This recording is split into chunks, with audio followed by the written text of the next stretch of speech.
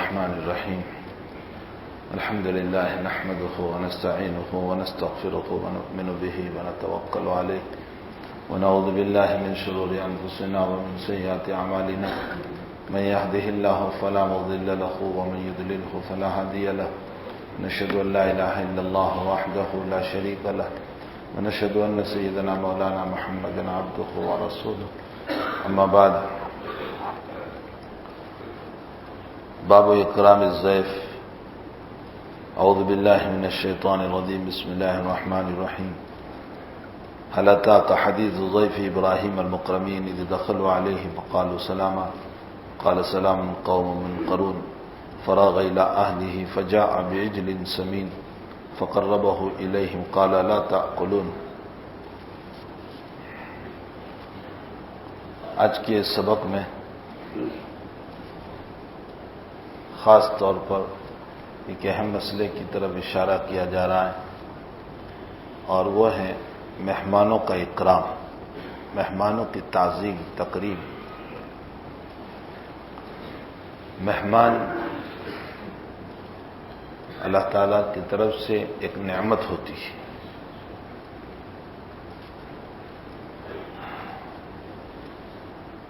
ہماری شریعت اتنی جامع شریعت ہے کہ ہماری شریعت نے کوئی مسئلہ ایسا نہیں چھوڑا، اور ہمارے آقا محمد رسول اللہ صلی اللہ علیہ وسلم نے کوئی مسئلہ ایسا نہیں چھوڑا کہ جو امت کے لیے بیان نہ کیا ہو۔ چھوٹے سے چھوٹے مسائل، بڑے سے بڑے مسائل۔ اسی لیے غالباً میں نے کہا تھا یا کسی اور جگہ کہا، ایک انگریز کہہ رہا ہے کہ محمد کی زندگی میں اس لیے سچی جانتا ہوں کہ خود محمد کی عورتوں نے اس کی صداقت کا اعتراف کیا۔ عورتیں بہت کم اپنے شوہر کو تسلیم کرتی ہیں۔ حضرت نبی کریم صلی اللہ علیہ وسلم کی عورتوں نے حضرت کو تسلیم کیا، آپ کی امانت، صداقت، دیانت کو بیان کیا۔ یہی آپ کی نبوت کی بہت بڑی دلیل ہے۔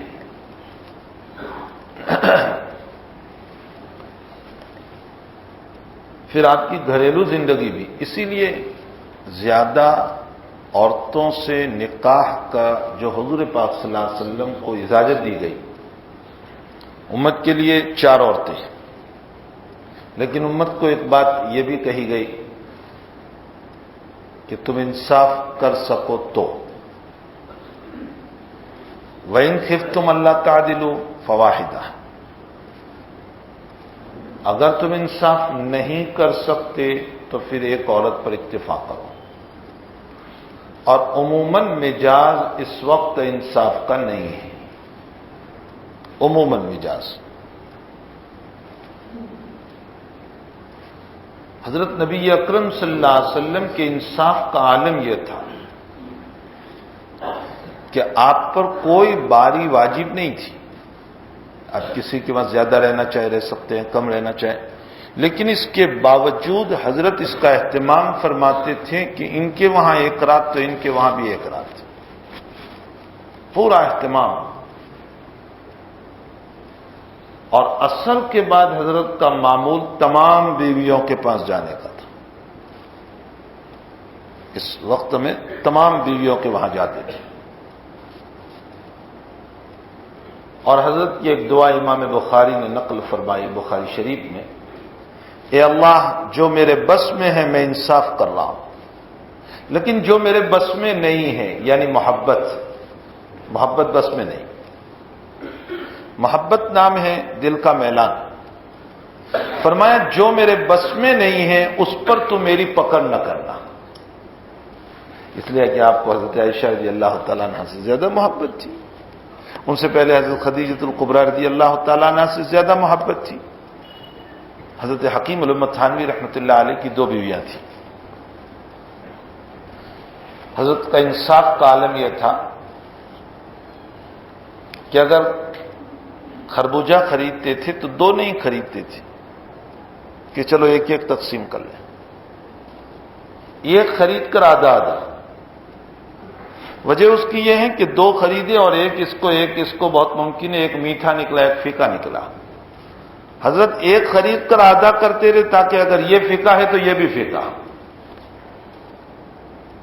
حتیٰ کہ حضرت کے حالات میں لکھا ہے کہ چپل بھی خریدتے تھے تو وزن کر کے خریدتے تھے، جبکہ دونوں کی بناوٹ ایک ہوتی تھی لیکن پھر بھی وزن کر کے خریدتے تھے. اور فرمایا چونکہ اس کا عذاب قیامت کے دن بہت بڑا ہے کہ جس نے دو نکاح کیے اور اپنی بیویوں کے درمیان انصاف نہیں کیا تو اس کا ایک حصہ جھکا ہوا اور ایک حصہ ابھرا ہوا، اور برسر عام فرشتے اعلان کریں گے یہ وہ لوگ ہیں جنہوں نے اپنی بیوی پر ظلم کیا تھا. تو قرآن نے قید لگائی کہ 2 نکاح 3 نکاح کی اجازت تب ہے جب تم انصاف کر سکو. وَإِن خِفْتُمْ أَلَّا تَعْدِلُوا فَوَاحِدًا، بس ایک عورت. حضرت نبی اکرم صلی اللہ علیہ وسلم کو 4 سے زیادہ بیویوں کی اجازت تھی، 9 بیویوں کی. حضرت کی 9 بیویاں اور 2 بھانجیاں. حضرت ماریہ قبطیہ رضی اللہ تعالیٰ عنہ حضرت کی باندھی ہے، اور حضرت جویریہ رضی اللہ تعالیٰ عنہ حضرت کی باندھی ہے. ماریہ قبطیہ رضی اللہ تعالیٰ عنہ سے ایک بیٹے بھی پیدا ہوئے، حضرت ابراہیم رضی اللہ تعالیٰ عنہ. آپ کو زیادہ عورتوں کی اجازت اس لیے دی کہ باہر کی شریعت کو محفوظ کرنے والے حضرات صحابہ ہیں. گھر کی شریعت کو محفوظ کرنے کے لیے عورتوں کی ضرورت ہے، اور عورتوں کی عقل مرد سے کم ہے. اس لیے 1-2 عورت سے مسئلہ مکمل محفوظ نہیں رہ سکتا، تو زیادہ عورتوں کی اجازت دی تاکہ اندر کی پوری شریعت بھی کھل کر آ جائے. اس لیے اندر کی شریعت بھی پوری کھل کر آئی. حضرت اپنی عورتوں کے ساتھ رات کیسے گزارتے تھے؟ آپ کا رات کا قیام کیسے ہوتا تھا؟ آپ استنجا کے لیے رات میں جاتے تو کیا ترتیب آپ کی؟ آپ کی تہجد کیسے ہوتی تھی؟ حضرت عائشہ فرماتی ہے کہ حضرت رات میں بہت طویل قیام کرتے تھے. اب یہ کوئی صحابی تھوڑے ہی بیان کریں گے، یہ تو گھر کے حالات ہیں. بہت لمبا قیام نماز میں، تہجد میں پاؤں مبارک ورم کر جاتے. فرماتے ہیں جتنا لمبا قیام اتنا لمبا رکوع اور اتنا لمبا سجدہ. فرمایا کبھی کبھی اتنا لمبا سجدہ فرماتے تھے کہ میرے دل میں برا خیال آتا. آپ کے بھانجے عروہ فرماتے ہیں کہ کیا خیال آتا؟ فرمایا مجھے یہ لگتا کہ شاید نبی کی روح پرواز کر گئی، تو میں ذرا پاؤں میں گرگری کرتی تو حضرت پاؤں ہلاتے، جس سے میں سمجھ جاتی کہ حضرت دنیا میں ہے. پھر حضرت کا معمول یہ تھا کہ آپ نماز سے فارغ ہوتے، اگر ہم بیدار ہوتی تو ہم سے باتیں کرتے، اور اگر ہم سوئی ہوئی ہوتی تو حضرت بھی سو جاتے. فرمایا کہ حضرت کبھی ہمیں تہجد کے لیے نہیں اٹھاتے تھے، ازواج مطہرات خود اٹھتی تھی. فرمایا حضرت نہیں اٹھاتے تھے. وجہ اس کی یہ ہے کہ حضرت نے امت کو اشارہ فرمایا کہ یہ دن بھر تھکی ہوئی، تمہاری عورتوں کے، تمہارے بچوں کے مسائل، تمہارے مسائل، ساری ضروریات، ان تمام ضروریات کو دن بھر بیچاری پوری کر رہی ہے، اور رات کو تم کھرراتے لے کر سو جاتے ہو. وہ جب تک اپنے بچے نہیں سوتے وہاں تک وہ سوتی نہیں. اس کی بیداری پر بیداری، اور پھر تم تہجد کے لیے بھی زبردستی اٹھا رہے ہو. یہ جو لوگ ایسا کرتے ہیں وہ ضرورت سے زیادہ صوفی بنتے ہیں. حضرت نبی اکرم صلی اللہ علیہ وسلم کا یہ معمول نہیں تھا. ہاں حضرت ترغیب دیتے تھے. اسی لیے ایک رات حضرت جب تہجد سے فارغ ہوئے تو آپ نے بخاری شریف میں ایک عجیب بات ارشاد فرمائی. ارشاد فرمایا آج کی رات میں اللہ نے کتنے فتنے اتارے اور کتنی رحمتیں اتاری. کون ہے جو میری گھر والیوں کو جگائے؟ یہ جملہ بتا رہا ہے کہ حضرت نہیں اٹھاتے تھے. کون ہے جو میری گھر والیوں کو اس وقت جگائے تاکہ فتنوں سے پناہ مانگے اور رحمتوں کا سوال کرے؟ اب حضرت جو یہ جملہ بول رہے ہیں کون ہے جو گھر والیوں کو جگائے؟ حضرت عائشہ کے مکان میں تھے، تاکہ عائشہ سن لیں اور بیدار ہو جائے. اور جب عائشہ بیدار ہوگی تو اور عورتوں کو بھی جگا دے گی کہ حضرت نبی اکرم صلی اللہ علیہ وسلم کی تمنا ہے کہ رات میں اٹھو. تو اندر کے حالات کو محفوظ کرنے کے لیے آپ کو اتنی عورتوں کی اجازت دی گئی. تبھی تو مسائل نکلے کہ حیض کے مسائل کیا ہوں گے. میمونہ رضی اللہ تعالیٰ عنہ فرماتی ہے کہ اللہ کے حبیب میرے ساتھ سوئے تھے ایک ہی لحاف میں، اور میں رات میں ہکنے لگی لحاف چھوڑ کر بستر سے. حضرت سمجھ گئے. حضرت نے فرمایا لعلک نفستی، شاید تجھے حیض آ گیا. فرمایا ہاں. فرمایا جاؤ کپڑے بدل لو، یہیں سو جاؤ. یہ تو یہود کا طریقہ ہے کہ حیض میں عورتوں کو علیحدہ رکھیں، طریقہ محمدی نہیں ہو سکتا ہے. اب آپ بتائیے یہ مسائل کب نکلتے، اندر کی یہ مسائل کب معلوم ہوتے؟ اس لیے نبی اکرم صلی اللہ تعالی علیہ وسلم کی گھریلو زندگی بھی ہمارے پاس محفوظ ہے. عیسائیوں کی کوئی بات محفوظ نہیں، یہودیوں کی کوئی بات محفوظ نہیں. ان کے نبی کی باتیں ان کے پاس کوئی سند سے نہیں ہے، لیکن ہمارے نبی کریم صلی اللہ علیہ وسلم کی ہر بات سند سے ہے. تو مہمانوں کا اکرام کیسے کیا جائے، مہمانوں کی تعظیم کیسے کی جائے، حضور والا صلی اللہ علیہ وسلم نے اس سلسلے میں بھی باتیں ارشاد فرمائی. قرآن نے بھی کچھ باتیں کہی. یہاں قرآن کی پہلے آیت پیش کی گئی. فرمایا اللہ تعالیٰ نے هل اتاک حدیث ضیف ابراہیم المکرمی، کیا ابراہیم کا اپنے مہمانوں کے اکرام کرنے کا واقعہ تمہیں پہنچا ہے؟ ابراہیم اپنے مہمان کا کیسے اکرام کرتے تھے؟ ایک واقعہ بیان کر رہے ہیں. اذ دخلوا علیہ فقالوا سلاما، جبکہ ان کے پاس فرشتے مہمان بن کر آئے لیکن انسانی شکل میں، اور آ کر سلام کیا. اصل میں ابراہیم علیہ السلام پر ان کے بھتیجے لوط علیہ السلام ایمان لے آئے. لوط بھتیجے ہیں ابراہیم علیہ السلام کے. پھر اللہ تعالیٰ نے حضرت لوط علیہ السلام کو نبوت بھی دے دی، اور مقام صدوم یہ عراق میں ایک جگہ آج بھی ہے، اس علاقے کی طرف حضرت لوط علیہ السلام کو وہاں کے قوم کی طرف نبی بنا کر بھیجا کہ جاؤ تم وہاں اور ہماری بات پہنچاؤ. لوط علیہ السلام وہاں جب گئے تو قوم اتنی شرارتی، شرارت نہیں خباثتی، اور کیسا گناہ کرتی تھی. قرآن اس گناہ کو نقل کر رہا ہے. عورتوں کو چھوڑ کر مردوں سے شہوت پوری کرتے تھے. اتاتون الرجال شہوتم من دون النساء، ایسا خطرناک گناہ. لوط علیہ السلام نے بہت سمجھایا لیکن قوم ماننے کے لیے بالکل تیار نہیں. نتیجہ یہ ہوا کہ اللہ تعالیٰ نے فرشتوں کو قوم لوط کے لیے عذاب لے کر بھیجا. لیکن فرمایا پہلے میرے ابراہیم کے پاس جانا. تو حضرت ابراہیم علیہ السلام کے پاس پہلے یہ لوگ آئے. چونکہ ابراہیم خلیل اللہ تو رسول تھے، لوط علیہ السلام ان کے نیچے تھے. فرمایا پہلے ابراہیم کے پاس جانا.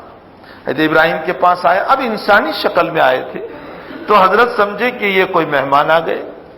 اور ابراہیم علیہ السلام تو بڑے مہمان نواز تھے، بہت مہمان نواز. آپ کی مہمان نوازی کا واقعہ اسرائیلی روایتوں میں منقول ہے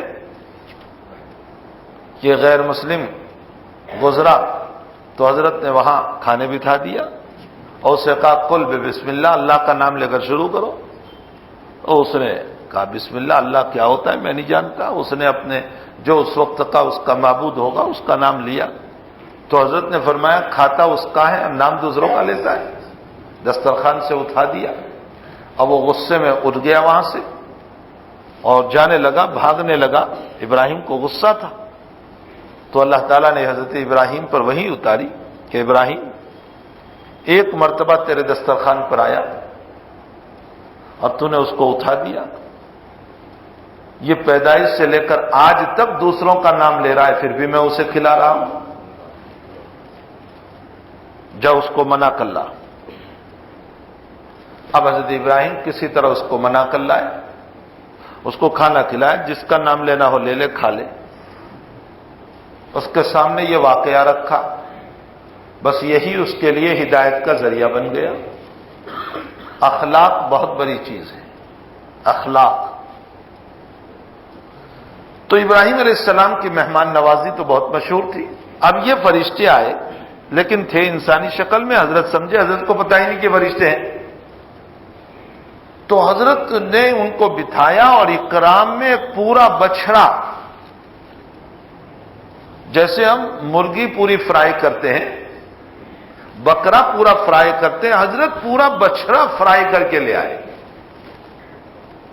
دخلوا علیہ فقالوا سلاما قال سلام قوم منکرون فراغ الی اہلہ فجاء بعجل، عجل کہتے ہیں بچھڑے کو، سمین، اور وہ بھی کوئی دبلا پتلا نہیں، موتا، سمین کا معنی موتا، پورا موتا تازہ فربا بچھڑا تل کر کے لے آئے۔ فقربہ الیہم، اور ان کو پیش کیا، کھاؤ۔ اب وہ تو فرشتے تھے، وہ کیسے کھائیں گے؟ ان کا کھانا کا کوئی مسئلہ ہی نہیں تھا۔ تو حضرت ابراہیم ڈر گئے کہ کیوں نہیں کھا رہے میرے دسترخوان پر؟ فرمایا الا تاکلون، کھاتے نہیں ہو تم؟ تب جا کر انہوں نے بتایا کہ ہم تو فرشتے ہیں، اور لوط علیہ السلام کے قوم کی طرف ہمیں عذاب لے کر بھیجا ہے، البتہ پہلے ملاقات آپ سے کرنا تھا، اس لیے ہم آپ کے پاس آئے، اور اب وہاں جا رہے ہیں۔ وہاں گئے، لوط علیہ السلام کا پھر اگلے صفحے پر واقعہ آ رہا ہے کہ کیسے عذاب آیا۔ اس آیت سے صرف امام نووی رحمۃ اللہ علیہ یہ بتانا چاہتے ہیں کہ مہمانوں کی اچھی مہمان نوازی کرنا یہ انبیاء کی سنت ہے۔ حضرات انبیاء کرام علیہ السلام کی یہ سنت ہے، اور اس سے یہ معلوم ہوتا ہے کہ مہمان اللہ کی نعمت ہے۔ آگے دوسری آیت میں فرماتے ہیں وَجَاءَهُ قَوْمُهُ يُهْرَعُونَ إِلَيْهِ وَمِن قَبْلُ كَانُوا يَعْمَلُونَ السَّيِّئَاتِ قَالَ يَا قَوْمِ هَؤُلَاءِ بَنَاتِي هُنَّ أَطْهَرُ لَكُمْ فَاتَّقُوا اللَّهَ وَلَا تُخْزُونِي فِي ضَيْفِي أَلَيْسَ مِنكُمْ رَجُلٌ رَشِيدٌ۔ وہاں سے لوط علیہ السلام کے پاس گئے۔ اب یہ فرشتے تو گورے خوبصورت تھے، بہت خوبصورت، تو قوم کی بری عادت تھی، تو قوم لوط علیہ السلام کے پاس آئی اور کہنے لگی لوط تیرے مہمانوں کو ہمارے حوالے کر دے ہماری خواہش پوری کرنے کے لیے۔ من قبل كانوا يعملون السيئات، ان کو ہمارے حوالے کر دے، بری عادت تھی ان لوگوں کی۔ اب لوط علیہ السلام پریشان حال ہے کہ اللہ اکبر، یہ میرے مہمانوں کے بارے میں کیا کہہ رہے ہیں۔ حضرت لوط علیہ السلام نے جو جملہ کہا قیامت تک قرآن میں پڑھا جائے گا، لوط نے فرمایا یا قوم ہؤلاء بناتی ہن اطہر لکم، یہ میری بیٹیاں ہیں، میری بیٹیاں بہت پاکیزہ ہیں تمہارے لیے، تم نکاح کر کے لے جاؤ، اس سے اپنی خواہش پوری کرو، بھلا تم میرے مہمانوں کے بعد میں فاتقوا اللہ، اللہ سے ڈرو، ولا تخزونی فی ضیفی، اور میرے مہمانوں کے بعد میں مجھے رسوا نہ کرو۔ لیکن وہ جب ضد پر رہے تو حضرت لوط علیہ السلام کہنے لگے الیس منکم رجل رشید، ارے تم میں کوئی سمجھدار نہیں ہے جو میری اس بات کو سمجھے، یہ تم میرے مہمانوں کے بعد میں کیا کہہ رہے ہو؟ امام نووی اس آیت کو لا کر یہ بتانا چاہتے ہیں کہ اگر ہمارے گھر پہ مہمان آئے، ان کی تعظیم، ان کی تکریم، حتیٰ کہ ان کی عزت میں کوئی کمی نہیں رہنے دینا چاہیے، بلکہ اگر کوئی ان کو ذلیل کرنے کی کوشش کرتا ہے تو آنے والے مہمان کی ہمیں بچانے کی کوشش کرنا چاہیے۔ دیکھیے امام نووی کی فراست بھی کیسے مسئلہ ثابت کر رہے ہیں۔ یہ نہیں کہ مہمان آیا اور کوئی گالی گلوز کے لیے آیا تو ہم اس کے حوالے کر دیں اور اپنا منہ چھپا لیں، یہ غلط طریقہ۔ بھائی میرے مہمان ہیں، جب یہ میرے وہاں سے چلے جائیں تمہارا جو کچھ مسئلہ ہے ان کے گھر پہ جا کر کرنا، میرے گھر پہ ہوتے ہوئے نہیں۔ یہ میرے مہمان ہیں، مجھے ان کا اکرام کرنا ضروری ہے، ان کی تعظیم ضروری ہے۔ بہرحال جب قوم نے یہ باتیں کہی تو تو لوط علیہ السلام بہت پریشان ہوئے. فرشتے سمجھ گئے کہ لوط پریشان ہے. فرشتوں نے کہا غم نہ کرو، فکر نہ کرو، ہم تو فرشتے ہیں اور ہم تو آج ان کے لیے لے کر ہی آئے ہیں، اس لیے کہ یہ آخری حد پر اتر چکے اور اللہ نے ان کے لیے فیصلہ کر دیا ہے. کیا عذاب اٹھایا؟ صبح میں سوئے تھے اور عین صبح صادق سے پہلے اللہ نے ان کی زمین کو اٹھایا. فرشتوں کو کہا اٹھاؤ ان کی زمین، اور آسمانوں کے قریب ان کی زمین لے گئے، پوری بستی کے ساتھ، مکانوں کے ساتھ، اور پھر زمین کو الٹا دیا. فرشتوں کی قوت کوئی معمولی قوت ہوتی ہے. اور الٹا کر گرائے نہیں، لٹکا دیے. اور لٹکا کر اللہ نے پھر فرمایا فرشتوں کو ان کو پتھر مار کر گراؤ. وَأَمْطَرْنَا عَلَيْهِمْ مَطَرًا فَسَاءَ مَطَرُ الْمُنذَرِينَ. پتھر مار کر گراؤ. پتھر مار کر گرائے اور جب نیچے گر گئے تو کہا زمین کو اوپر سے ابدے مارو. جتنا سخت عذاب قوم لوط پر آیا اتنا سخت عذاب کسی اور قوم پر نہیں آیا. معلوم یہ ہوتا ہے کہ جب کوئی انسان ایسی بے حیائی کے گناہ میں مبتلا ہوتا ہے تو اللہ کو بہت غصہ آتا ہے. امام نووی رحمۃ اللہ علیہ تو صرف ان دو آیتوں سے یہ بتانا چاہتے ہیں کہ مہمان کی تعظیم، تقریب، ان کی عزت، ان کا احترام یہ ہمارے ذمہ ضروری ہے.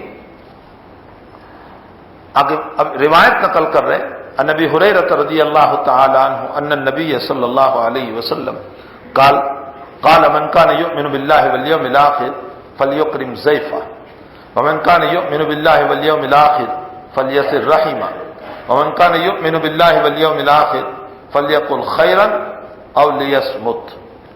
رواہ البخاری و مسلم. حضور پاک صلی اللہ علیہ وسلم فرماتے ہیں کہ جو اللہ اور روز آخرت پر ایمان رکھتا ہو اس کو چاہیے کہ مہمان کا اکرام کرے، مہمان کی تعظیم کرے. آگے فرمایا جو اللہ اور روز آخرت پر ایمان رکھتا ہو اس کو چاہیے کہ اپنے رشتہ داروں کے ساتھ حسن سلوک کرے. فلیصل رحمہ. یہی مسئلہ بہت مشکل ہے. دوستوں کے ساتھ تو بڑی بڑی پارٹیاں ہوتی ہیں، پرایوں کے ساتھ تو بڑے دسترخوان لگتے ہیں، لیکن اپنے رشتہ داروں ہی کے ساتھ اچھے اخلاق سے پیش نہیں آتے.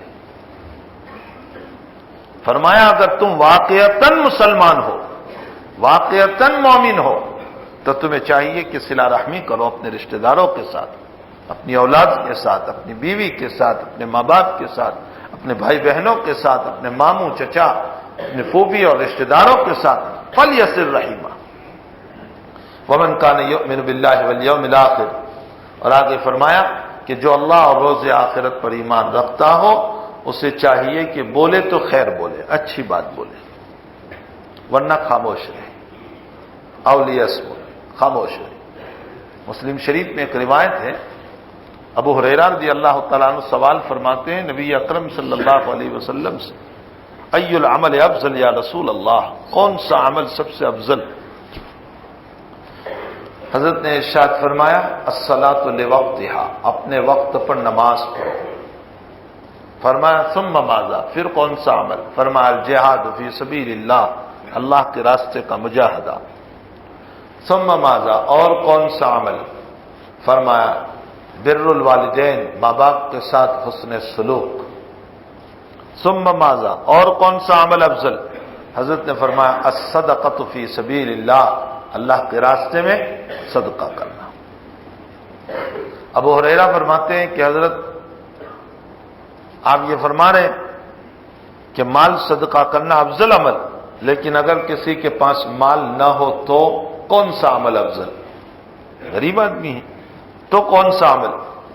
حضرت نے فرمایا اچھی بات کہو، اچھا مشورہ دو، اس پر بھی اللہ تمہیں صدقے کا ثواب عطا کرے. ابو ہریرہ فرماتے ہیں کہ یا رسول اللہ میں اتنے کالے دل کا آدمی ہوں کہ اچھا مشورہ بھی نہیں دے سکتا، اچھی بات بھی نہیں بول سکتا، تو اب میرے لیے کون سا عمل افضل؟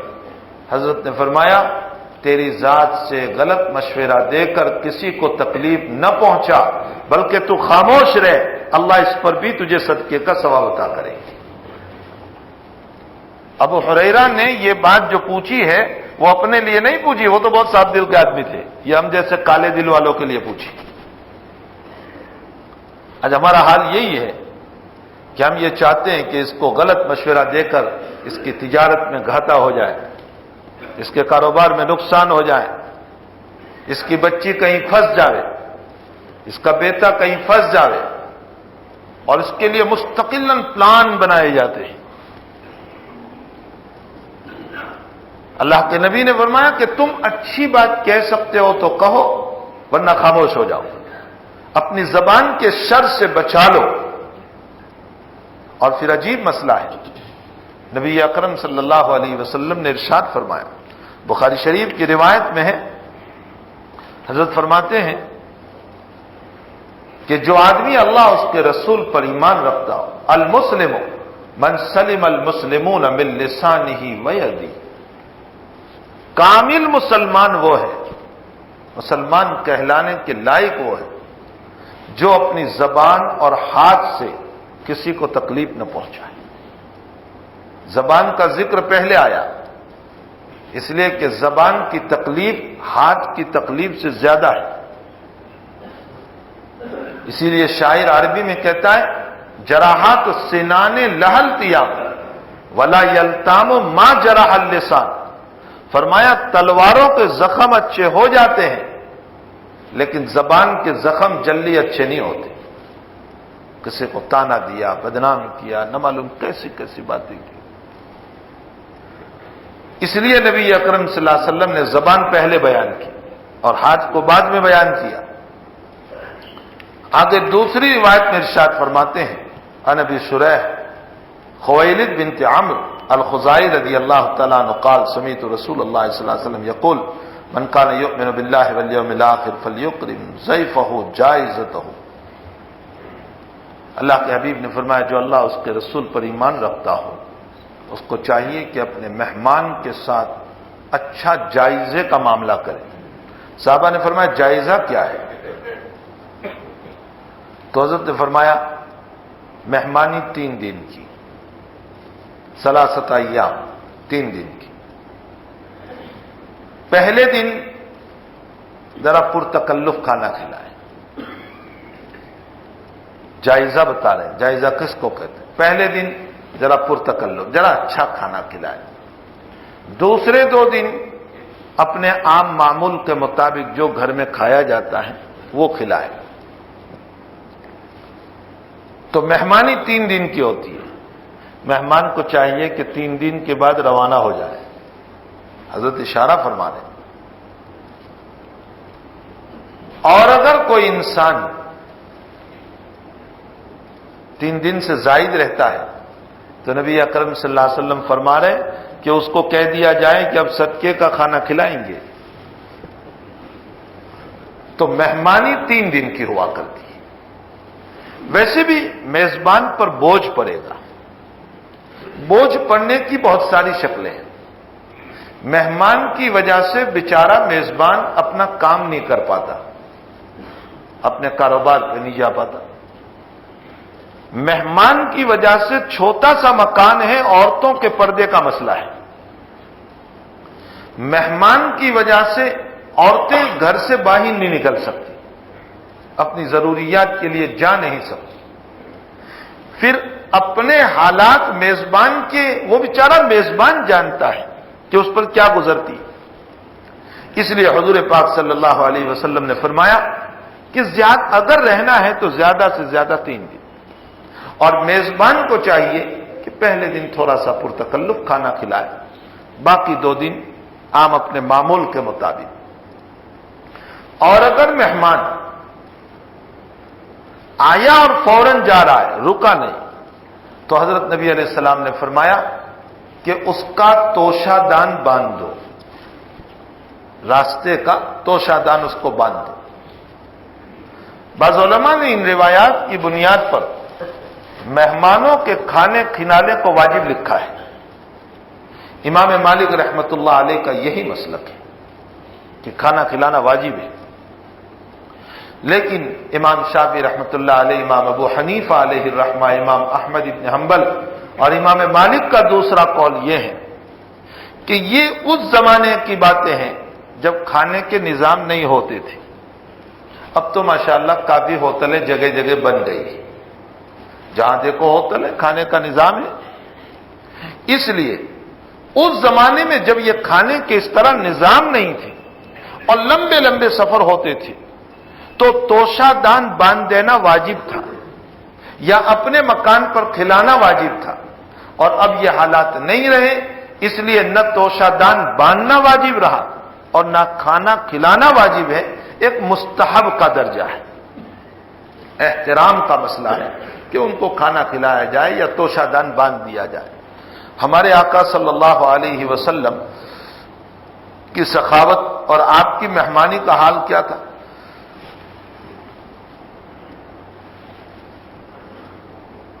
ایک غیر مسلم حضرت کے وہاں مہمان آیا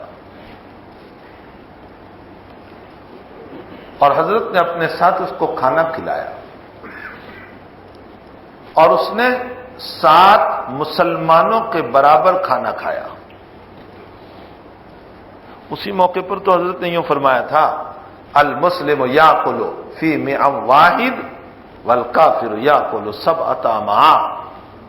مسلمان ایک انتری سے کھاتا ہے یعنی کم، اور غیر مسلم 7 انتریوں سے کھاتا ہے، اس لیے کہ وہ بسم اللہ نہیں پڑھتا تو شیطان کی شرکت ہوتی ہے، مومن بسم اللہ پڑھتا ہے تو شیطان کی شرکت نہیں ہوتی۔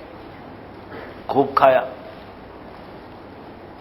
حضرت ہی نے اپنے مکان میں سلایا اس کو، رات میں اس نے بستر ہی میں قضائے حاجت اور ٹوائلٹ کر دی، اور الصباح ماڑے در کے جلدی سے وہ بھاگ گیا۔ فجر کی نماز کے بعد جب حضرت نے دیکھا تو حضرت نے اس بستر کو اٹھایا۔ صحابہ کرام رضوان اللہ تعالی علیہ مجمعین تو حضور پر فدا ہونے والے تھے، فرمایا یا رسول اللہ ہم دھو لیں؟ حضرت نے فرمایا جس کا مہمان تھا وہی دھوئے گا۔ اخلاق کریمہ، لاکھوں درود و سلام ہو ذات اقدس پر۔ آج یہ باتیں کہنے کی رہ گئی، آج تو ہمارا حال یہ ہے کہ ہم اپنے باپ کا بیت الخلا صاف نہیں کر سکتے، اس میں گھن کرتے ہیں، اس میں منہ چراتے ہیں، غیر مسلم ہے۔ حضرت مولانا علی میاں صاحب نے جو اس واقعے کو لکھا ہے، فرمایا جو انگلی اشہد ان لا الہ الا اللہ کے لیے اٹھتی ہے اور جو ہاتھ جبریل سے مصافحہ کرتے ہیں، آج وہی ہاتھ غیر مسلم کے بیت الخلا کو بھی صاف کر رہے ہیں۔ یہ نبی کریم صلی اللہ علیہ وسلم کے اخلاق تھے، اکرام، جو مہمانوں کا اکرام ہوتا ہے، یہ اس کو کہا گیا۔ بخاری شریف میں ایک روایت ہے، ایک مرتبہ بہت سارے مہمان آ گئے تو حضرت نے فرمایا بھائی یہ مہمانوں کو کون کھانے لے جائے گا؟ تو کوئی صحابی 1 کو لے گئے، کوئی 2 کو لے گئے، کوئی 3 کو لے گئے، ابو بکر صدیق رضی اللہ تعالیٰ عنہ 10 کو لے گئے، اور باقی جو بچے حضور نے فرمایا میرے پاس رہنے دو۔ کتنے بچ گئے باقی؟ 22۔ حضرت نے فرمایا آنے دو۔ صدیق اکبر فرماتے ہیں میرے نبی کی سخاوت کا کون مقابلہ کر سکتا ہے؟ اب صدیق ان مہمانوں کو گھر لے کر آئے اور اپنے بیٹے عبد الرحمن سے کہا کہ بیٹے مہمانوں کو کھانا کھلا دو، میں مسجد میں جا رہا ہوں، اس لیے کہ عشاء کے بعد حضرت سے بیٹھ کر مشورے ہوتے تھے۔ صدیق اکبر، حضرت عمر، خاص لوگ بیٹھ کر، اور خصوصاً صدیق بیٹھتے تھے اور حضرت نبی کریم صلی اللہ علیہ وسلم مشورے فرماتے تھے۔ یہ بخاری شریف کی روایت ہے اور میں نے اسی سے ہماری مسجد والی جماعت کا ثبوت پیش کیا۔ شاید ہمارے جماعت والے بھائیوں کے ذہن میں بھی یہ نہیں ہوگا کہ کس روایت سے مسجد والی جماعت ثابت ہوگی، یہ اس روایت سے ثابت ہو رہی۔ صدیق اکبر بہت دیر تک مشورہ کرتے رہے۔ ادھر مہمانوں نے بیٹے کو یوں کہا عبد الرحمن کو کہ جب ابا جی آئیں گے تب کھا لیں گے ساتھ بیٹھ کر، اتنی کیا جلدی ہے؟ ابو ذر صدیق کو بہت دیر ہو گئی، رات بہت دیر سے گھر پہنچے، مہمان بیٹھے ہوئے، فرمایا کھانا نہیں کھایا؟ فرمایا نہیں۔ عبد الرحمن کو پتا تھا کہ ابا غصے ہوں گے، اس لیے عبد الرحمن چھپ گئے بستر کے نیچے، چارپائی کے نیچے۔ تو حضرت صدیق نے زور سے کہا یا غنصر، غنصر کہتے ہیں بے وقوف کو، ارے بے وقوف کہاں گیا تو عبد الرحمن، یہ مہمانوں کو تم نے کھانا نہیں کھلایا؟ تو مہمان کہنے لگے امی نے منع کیا تھا۔ فرمایا تمہارا برا ہو، کیوں تم نے منع کیا؟ کہا ہم آپ کا انتظار کر رہے تھے۔ حضرت کو غصہ آ گیا، فرمایا اللہ کی قسم میں کھانا نہیں کھاؤں گا۔ صدیق نے قسم کھا لی۔ تو مہمانوں نے کہا اللہ کی قسم اگر آپ نہیں کھاؤ گے تو ہم بھی نہیں کھائیں گے۔ اب معاملہ گڑبڑ ہو گیا۔ صدیق اکبر نے فرمایا شیطان آ گیا۔ حضرت نے اپنی قسم توڑی، کھانے بیٹھ گئے، اور جب حضرت بیٹھ گئے تو مہمانوں کا مسئلہ بھی حل ہو گیا۔ صبح کو نبی کریم صلی اللہ علیہ وسلم کو یہ واقعہ بیان فرمایا۔ حضرت نے فرمایا غصے میں قسم نہ کھایا کرو، کبھی کبھی تمہاری قسمیں تم کو ہلاک کر دیتے ہیں۔ تو حضور پاک صلی اللہ علیہ وسلم کی مہمان نوازی بڑی عجیب و غریب حضرت کی مہمان نوازی تھی۔ آپ کبھی ایلچی اور سفیر جو ہوا کرتا تھا، جیسے آج کل حکومت کے سفیر چلتے ہیں نا، آج تو ایمبیسیڈر اس کو کہا جاتا ہے کہ جو ایک دوسرے ملک کے ہوا کرتے، اس زمانے میں سفیر، اللہ کے حبیب سفیر کی اتنی تعظیم فرماتے تھے کہ اس کے منہ مانگی چیزیں ان کو کھلاتے تھے، اور ان کی بڑی حفاظت، ان کو چھوڑنے کے لیے آدمی بھیجتے تھے۔ تو حضرت کی سخاوت، حضرت کی مہمان نوازی۔ آگے مسلم کا ایک لفظ نقل کیا، وفی روایت مسلم لا یحل لمسلم ان یقیم عند اخیہ حتی یوسمہ، قال یا رسول اللہ وکیف یوسمہ، قال یقیم عنده ولا شیء له یقربہ بہ۔ اللہ اکبر، کیسا رحمت والا نبی کہہ رہا ہے مہمان کو چاہیے کہ اپنے میزبان کے پاس اتنا نہ رہے کہ بیچارہ میزبان گنہگار ہو جائے۔ صحابہ فرماتے ہیں کہ یا رسول اللہ میزبان کیسے گنہگار ہوگا؟ کیفا؟ تو فرمایا تمہیں پتہ نہیں ہے اس غریب کے پاس کھانا کچھ نہیں ہوگا تو وہ کبھی یہاں سے قرض لے گا، وہاں سے قرض لے گا اور تمہیں کھلائے گا، لیکن اس کے دل میں تمہارے متعلق تقدر ہوگا، برائی ہوگی، یہ رکا ہوا ہے میرے وہاں اور میں منع بھی نہیں کر سکتا ہوں اس کو، یہ جا بھی نہیں رہا ہے، تو دل میں اس کو تکلیف ہوگی، وہ گنہگار ہوگا اور قرض میں بھی مبتلا ہوگا۔ حضرت نے فرمایا ایسے کسی کو مجبور نہ کرو۔ یہیں سے معلوم ہو گیا کہ کسی کے وہاں بیٹا بیٹی کا نکاح ہو رہا ہے اور وہ بیچارہ دعوت نہیں کر سکتا ہے تو خاموخواہ اس پر زبردستی نہ کرو، وہ قرض میں ڈوب جائے گا۔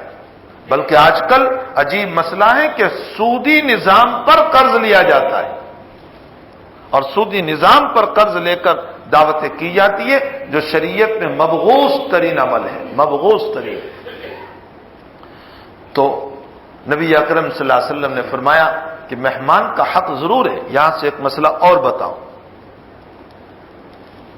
اچھے اعمال کا دل میں داعیہ پیدا ہونا، نیک اعمال کا، نفل نماز کا، تہجد کا، اشراق کا، خرچ کرنے کا، غریب کو دینے کا، کسی کو معاف کرنے کا، یہ جو داعیہ پیدا ہو تو اس پر فوراً عمل کر لو، فوراً عمل کرو۔ کیوں؟ یہ بھی ایک مہمان ہے،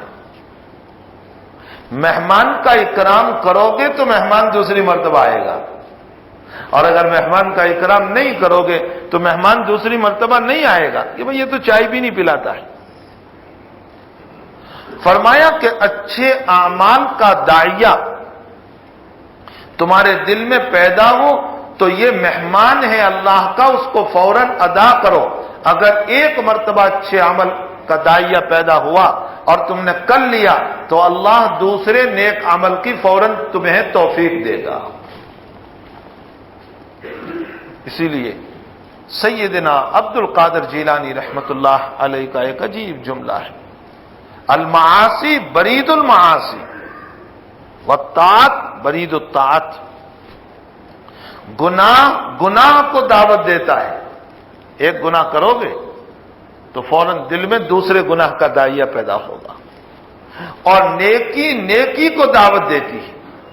ایک نیکی کرو گے تو اللہ تعالیٰ فوراً دوسرے نیکی کی دعوت تمہارے دل میں پیدا کر دے گا. نیکی نیکی کو بلاتی ہے اور برائی برائی کو بلاتی ہے.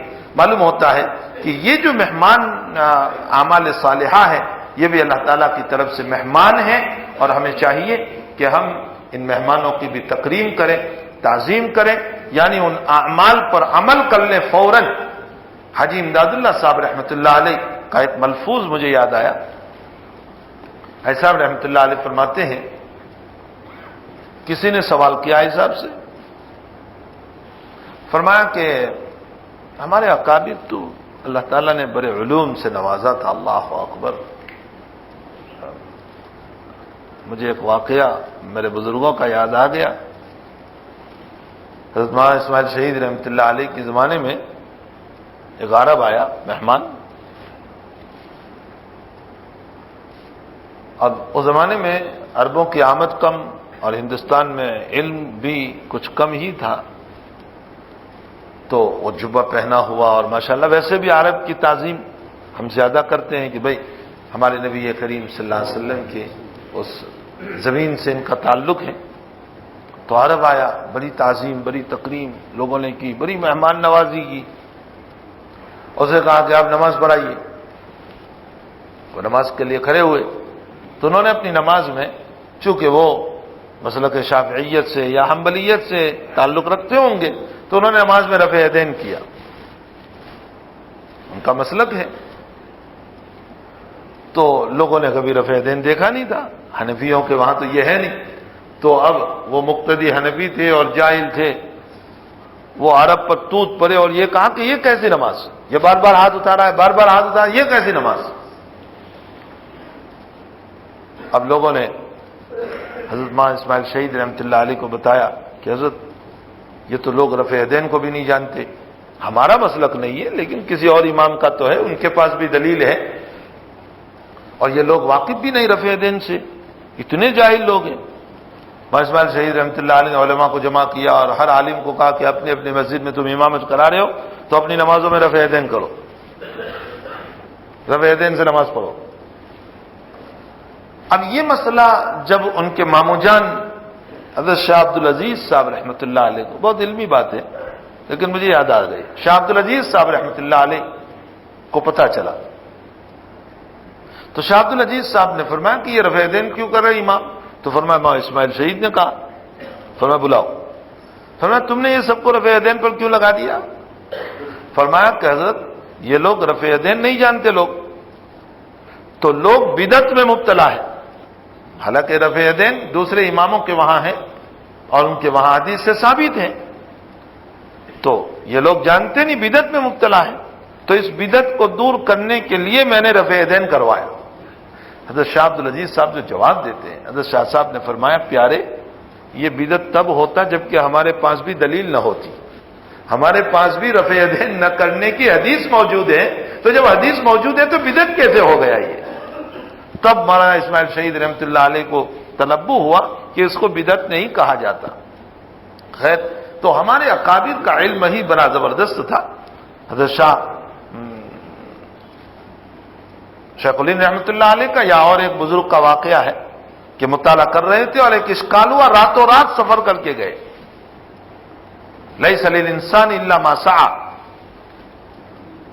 انسان کو قیامت کے دن اپنا کیا ہوا کام آئے گا، اپنا ہی. تو شیخ الہند کو اشکال ہو گیا، سوال ہوا کہ حدیث شریف میں تو آتا ہے نا ایصال ثواب کا، آپ قرآن پڑھو تو مجھے کام آئے گا، ایصال ثواب کا مسئلہ تو ہے، اور قرآن کہہ رہا ہے کہ اپنا کیا ہوا کام آئے گا، دوسروں کا نہیں. تو یہ دونوں حدیث اور قرآن میں مجھے تعارض ہے اور حل نہیں ہو رہا ہے. تو راتوں رات دوڑے حضرت گنگوئی نور اللہ برکتہ کے پاس، اور حضرت گنگوئی فجر کی نماز کے لیے تشریف لا رہے تھے. وہیں کھڑے کھڑے فرمایا محمود الحسن ابھی؟ فرمایا حضرت میں کتاب بخاری شریف کا مطالعہ کر رہا تھا اور وہاں ایک اشکال آ کر اٹک گیا، اور وہ اشکال یہ ہے کہ قرآن یوں کہہ رہا ہے کہ اپنے ہی اعمال ہم کو کام آئیں گے، کسی اور کا نہیں، اور حدیث کہہ رہی ہے کہ دوسروں کے اعمال بھی کام آتے ہیں، ایصال ثواب کا مسئلہ ہے. حج بدل نہیں کرتے تو دوسروں کا عمل کام آ رہا ہے. دوسروں کی طرف سے ہم نے زکوٰۃ ادا کر دی یا صدقہ دے رہے ہیں تو کام آ رہا ہے. روزوں کا فدیہ نہیں دے رہے ہیں.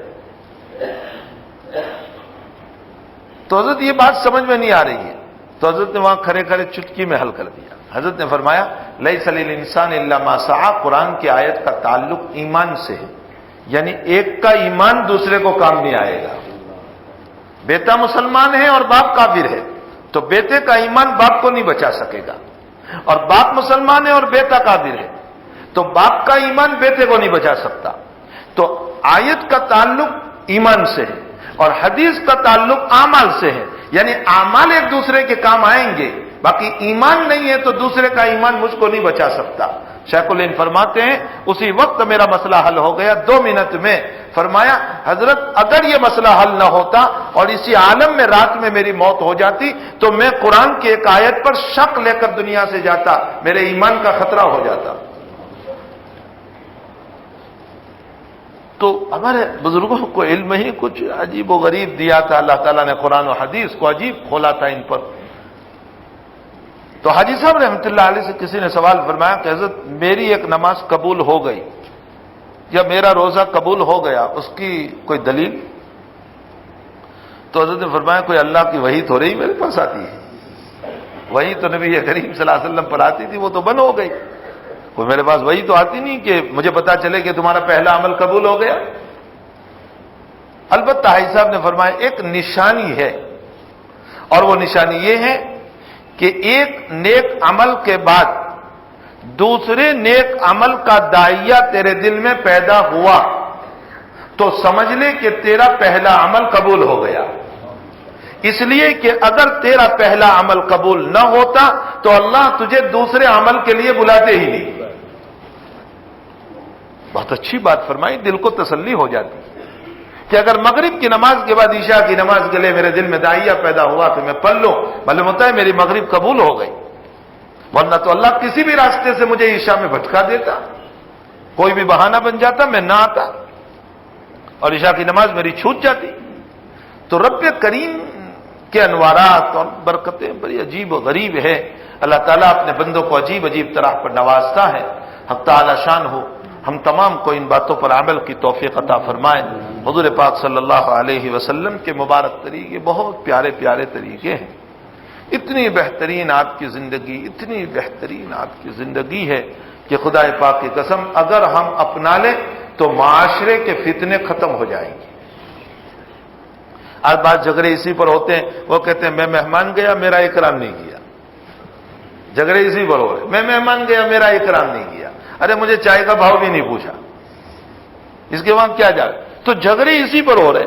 اگر حضور پاک صلی اللہ علیہ وسلم کی ان مبارک تعلیمات کو اپنی زندگیوں میں اپنایا جائے تو یقیناً معاشرے کے جھگڑے ختم ہو جائیں گے. اللہ تعالی ہم تمام کو عمل کی توفیق عطا فرمائے. چونکہ میرے منہ میں سب چھالے پڑے ہوئے تو میں بول نہیں بھی سکتا ہوں زیادہ، لیکن چونکہ ایک مسلسل ہر منگل کو جاری ہے، میں نے خلا کرنا بھی مناسب نہیں سمجھا، اس لیے میں حاضر ہو گیا. بس جتنی دیر جو کچھ دن بات ہو گئی اللہ ہمیں عمل کی توفیق عطا فرمائے. وصلی اللہ علی النبی الکریم برحمتک یا ارحم الراحمین. درود شریف اللهم صل على سيدنا حبيبنا وشفيعنا وسندنا مولانا محمد وبارك وسلم. الحمد لله رب العالمين والعاقبة للمتقين والصلاة والسلام على سيد الأنبياء والمرسلين وعلى آله وصحبه أجمعين. اللہ گناہ کو معاف فرما، اللہ قصوروں سے درگزر فرما، اللہ نبی کے سچے شیدائی بنا، نبی کے طریقوں پر چلنے کی توفیق عطا فرما. اللہ ہمیں غیروں کے طریقے پسند آ گئے اور اپنے محبوب کے طریقوں سے دشمنیاں ہو گئی. اللہ ہمیں اپنے محبوب کے طریقوں پر چلنے کی توفیق عطا فرما، سچی پکی محبت اور عقیدت نصیب فرما. الہ العالمین آپ اپنی طرف سے اعمال صالحہ کی ہمیں توفیق عطا فرمائیے، اعمال رذیلہ سے ہماری حفاظت فرمائیے. اللہ بیماروں کو شفا عطا فرما، مرحومین کی مغفرت فرما، مقروضوں کے قرض کی ادائیگی کی صورتیں پیدا فرما، پریشان حالوں کی پریشانیوں کو دور فرما، بے قصور جیل میں ہے رہائی نصیب فرما، غلط مقدمات میں ہے نجات عطا فرما. اے اللہ ہماری نسلوں کی، ہماری اولادوں کی تمام برائیوں سے حفاظت فرما، انہیں نیک بنا، انہیں مطیع بنا، انہیں پرہیزگار بنا، اے اللہ انہیں دین کے داعی بنا۔ الہ العالمین ہم بھی جن پریشانیوں میں مبتلا ہیں اللہ ہماری بھی پریشانیوں کو سب کو دور فرما دے، بھوکوں کو کھانا نصیب فرما، پیاسوں کو پانی عطا فرما۔ الہ العالمین پورے مجمع کی جائز تمناؤں کو پوری فرما، سب کی حاجتوں کو پورا فرما، بے نکاحوں کے نکاح کا انتظام فرما، نکاح والوں کو اے اللہ اولاد صالح عطا فرما، اولاد والوں کی اولادوں کو نیک بنا۔ اے اللہ جو عورتیں بیچاری دور دور سے آتی ہیں ان کے آنے کو بھی قبول فرما، اللہ ان کی زندگیوں میں برکت عطا فرما، میاں بیوی میں محبت نصیب فرما، آپسی اختلاف کو ختم فرما، ایک دوسرے کے حقوق کو ادا کرنے کی توفیق عطا فرما۔ وصلی اللہ علی نبینا محمد وآلہ وصحبہ اجمعین برحمتک یا ارحم۔